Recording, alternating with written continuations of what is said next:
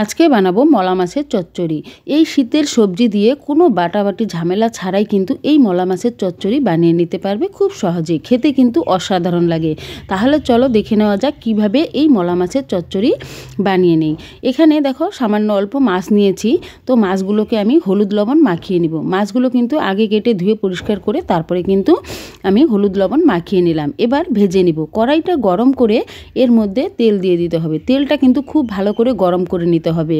ছোট মাছগুলো একটু লেগে যাওয়ার ভয় থাকে, তাই তেলটা ভালো করে গরম করে দিলে তাহলে কিন্তু মাছগুলো লেগে ধরবে না। তো এইভাবে খুব সুন্দর করে তেলটা গরম করে এরপর মাছগুলো দিয়ে দিলাম। মাছগুলো কিন্তু একটু কড়া করে ভেজে নিব।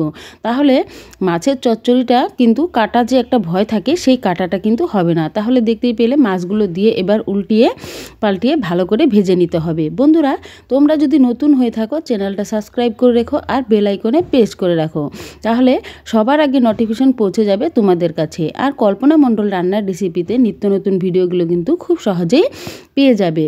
তাহলে মাছগুলো দেখো খুব সুন্দর করে আমি লাল লাল করে ভেজে নিয়েছি। এবার মাছগুলো তুলে নিব। আমি কিন্তু মাছগুলো কড়া করে ভেজেছি। এই রেসিপিটা বন্ধুরা কথা দিচ্ছি, একবার যদি বানিয়ে খাও বারবার কিন্তু খেতে মন চাইবে। এতই সুস্বাদু হয়, কোনো ঝামেলা ছাড়াই খুব সহজেই বানিয়ে নিতে পারবে। এবার ওই কড়ার মধ্যেই দিয়ে দিলাম তেল। তেলে কাঁচা লঙ্কা আর পেঁয়াজ দিয়েছি। একটা বড় সাইজের পেঁয়াজকে কুচি করে কেটেছি আর লঙ্কা দিয়েছি কয়েকটা। তো লঙ্কার পরিমাণটা তোমরা তোমাদের স্বাদ অনুযায়ী দিবে, ঝাল যতটা খাবে সেই হিসেবে। তো এখানে দেখো ভালো করে লঙ্কা পেঁয়াজ ভেজে নিতে হবে। এরপর এখানে আমি দিয়ে দিব দুটো টমেটো। টমেটোটা এইভাবে তেলে ভেজে নিলে তাহলে কিন্তু তরকারির স্বাদটা ভালো হয়। এভাবে তেলের মধ্যে ভেজে নিব, তাহলে টমেটোর কাঁচা যে একটা গন্ধ থাকে সেই গন্ধটা কিন্তু থাকবে না। এবার ভালো করে ভেজে নিব। 2 মিনিট আমি ভেজে তারপর কিন্তু দিয়ে দেবো এখানে সবজি। এই রান্নাটা কিন্তু সব ধরনের সবজি দিয়ে করা যাবে, খেতে কিন্তু ভীষণ ভালো লাগে। এখানে আমি আলু, বেগুন আর ফুলকপি, বিনস এটা দিয়েই কিন্তু রান্নাটা করব। তোমরা চাইলে আরও নানান ধরনের সবজিও কিন্তু দিতে পারবে। এবার দিয়ে দিলাম পরিমাণ মতো হলুদ আর পরিমাণ মতো লবণ। এবার লবণ হলুদ দিয়ে ভালো করে নেড়ে নিব।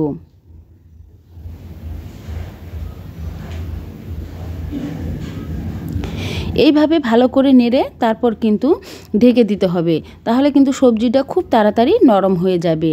তো আমি এবার কিন্তু ঢেকে দিব। এখানে 3 থেকে 4 মিনিট ঢেকে দিলেই কিন্তু সবজিটা অনেকটাই নরম হয়ে যাবে।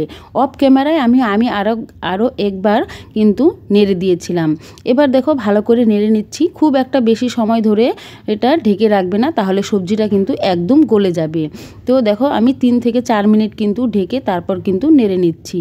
সবজিটা কিন্তু এখনও পর্যন্ত গোটা গোটাই আছে। তো এইভাবে দেখো নেড়ে ভালো করে রান্না করে তারপর কিন্তু দিয়ে দিলাম মাছগুলো। এইভাবে মাছ কিন্তু রান্না যখন হয়ে আসবে, সবজিগুলো ভালো সেদ্ধ হয়ে যাবে, তার 2 মিনিট থেকে 3 মিনিট আগে দিলেই কিন্তু মাছগুলো হবে। তো আমি এখানে 2 মিনিট আগে কিন্তু মাছগুলো দিয়েছি।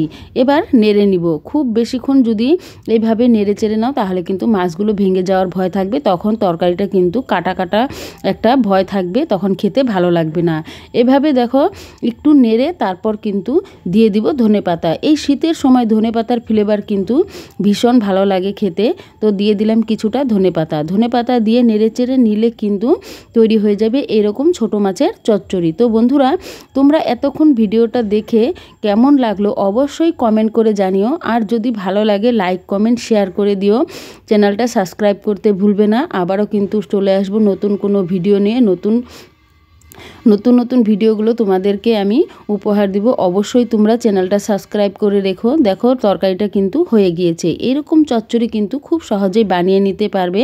তোমরা অবশ্যই পুরো ভিডিওটা দেখে কিন্তু জানিও। আর এতক্ষণ দেখার জন্য সবাইকে অনেক অনেক ধন্যবাদ।